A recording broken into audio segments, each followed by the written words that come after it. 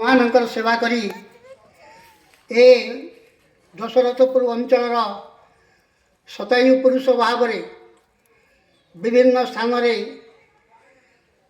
ଜିଲ୍ଲାପାଳ ଠାରୁ ଆରମ୍ଭ କରି ବ୍ଲକ ବିଡିଓ ତହସିଲଦାର ଏବଂ ବିଭିନ୍ନ ରାଜନୈତିକ ନେତୃତ୍ୱ ମାନଙ୍କ ଦ୍ୱାରା ସମ୍ବର୍ଦ୍ଧିତ ଏବଂ ଉତ୍ସର୍ଗୀକୃତ ହୋଇଥିବା ଦରଦୀ ମଣିଷ ହେଉଛନ୍ତି ସ୍ୱର୍ଗତ ଶିବଭୂଷଣ ତ୍ରିପାଠୀ। ତାଙ୍କ ବିଷୟରେ ମୁଁ ବା କ'ଣ କହିବି। ମୁଁ ତାଙ୍କର ହେଉଛି ବନଗା ଏବଂ ପ୍ରଥମ ଶ୍ରେଣୀ ଠାରୁ ଏକାଦଶ ଶ୍ରେଣୀ ପର୍ଯ୍ୟନ୍ତ ତାଙ୍କରି ଘରରେ ଏଠି ମୁଁ ଅଧ୍ୟୟନ କରୁଥିଲି। ତେଣୁ ସେ ମୋର ଅତି ନିକଟବର୍ତ୍ତୀ ଲୋକ ଥିଲେ ଏବଂ ମୋତେ ମଧ୍ୟ ଶ୍ରଦ୍ଧା କରୁଥିଲେ ଏବଂ ବେଶୀ ଶ୍ରଦ୍ଧା କରୁଥିଲେ ମୋର ବଡ଼ ଭାଇ ସ୍ୱର୍ଗତ ରାଧାରମଣ ଷଡ଼ଙ୍ଗୀ ମହୋଦୟ। ସେ ବି ଏମିତି ତାଙ୍କ ଭିତରେ ସମ୍ପର୍କ ଥିଲା, ତାଙ୍କ ଯିବାର 4-5 ବର୍ଷ ପରେ ତାଙ୍କୁ 4-5 ମାସ ପରେ ମଧ୍ୟ ତାଙ୍କୁ ସେ ସ୍ୱର୍ଗକୁ ନେଇଗଲେ। ଯାହା ହେଉ ସେ ଜଣେ ବ୍ୟକ୍ତିତ୍ୱ ନୁହେଁ, ସେ ଜଣେ ଅନୁଷ୍ଠାନ। ଯେଉଁ ଅନୁଷ୍ଠାନକୁ ଆମେ ଟିକେଟେ ଖୋପାଡ଼ି ଦେବା ଧାମନଗର ବ୍ଲକ ଏବଂ ଦଶରଥପୁର ବ୍ଲକର ପ୍ରତ୍ୟକ୍ଷ ଭାବରେ ହେଉ ଅପରୋକ୍ଷ ଭାବରେ ହେଉ ସେ ଅନୁଷ୍ଠାନ ସହିତ ସେ ସମ୍ପୃକ୍ତ। ଆମର ରୁଦ୍ରାଣ୍ଟାର ଭାଗେଶ୍ୱର ଗାର୍ଲସ ହାଇସ୍କୁଲ ଠାରୁ ଆରମ୍ଭ କରି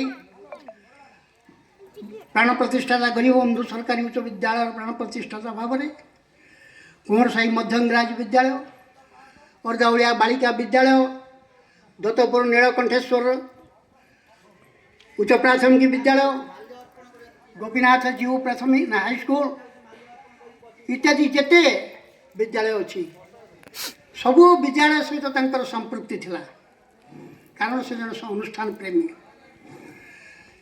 ତା ଛଡ଼ା ଶିକ୍ଷାର ଯେତେବେଳେ ସେ ରାଜନୀତି କରୁଥିଲେ 1967 କଥା ମୁଁ କହୁଛି, ସରପଞ୍ଚ ହେଲେ ତା ପୂର୍ବରୁ ମଧ୍ୟ ଏକ ଜମିଦାର ପରିବାରରେ ଜନ୍ମଗ୍ରହଣ କରି ମଧ୍ୟ ସମାଜର ସବୁଠାରୁ ନିମ୍ନ ଶ୍ରେଣୀର ବ୍ୟକ୍ତିମାନଙ୍କର ଉନ୍ନତି ପରିକଳ୍ପନା କରିବା ପାଇଁ ସେ ସ୍ୱପ୍ନ ଦେଖୁଥିଲେ, କାର୍ଯ୍ୟ ମଧ୍ୟ କରୁଥିଲେ। ତାଙ୍କର ସ୍ୱପ୍ନକୁ ସେ ସଫଳ କରିଥିଲେ। ଲୋକମାନେ କେମିତି ବିପଦ ବେଳେ ରିଲିଫ୍ ପାଇବେ, କେମିତି ସେମାନଙ୍କୁ ଘର ବାସଗୃହ ଯୋଗାଇ ଦିଆଯିବ, କେମିତି ତାଙ୍କ ପିଲାମାନଙ୍କର ପାଠ ପଢ଼ିପାରିବେ, କେମିତି ସ୍ୱାସ୍ଥ୍ୟ ସେବା ପାଇଁ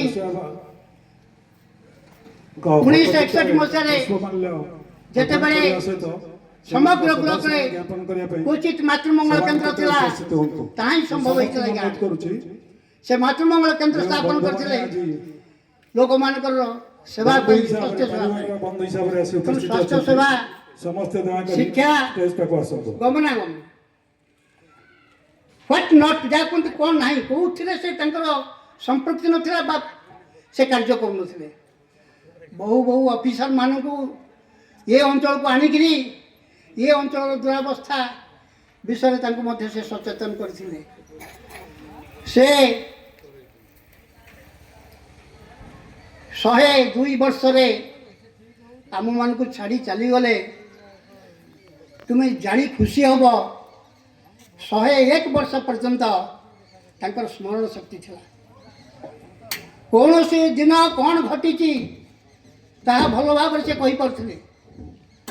ତାଙ୍କର ବିସ୍ମରଣ ହୋଇନଥିଲା ଏବଂ ଶେଷ ପର୍ଯ୍ୟନ୍ତ ବିନା ଚଷମାରେ ସେ ପାଠ ପଢ଼ିପାରୁଥିଲେ, ପେପର ପଢ଼ୁଥିଲେ।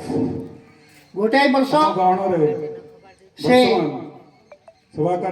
ଗୋଟିଏ ବର୍ଷରେ ସେ କେବଳ ଶଯ୍ୟାଶାୟୀ ହେଇଗଲେ।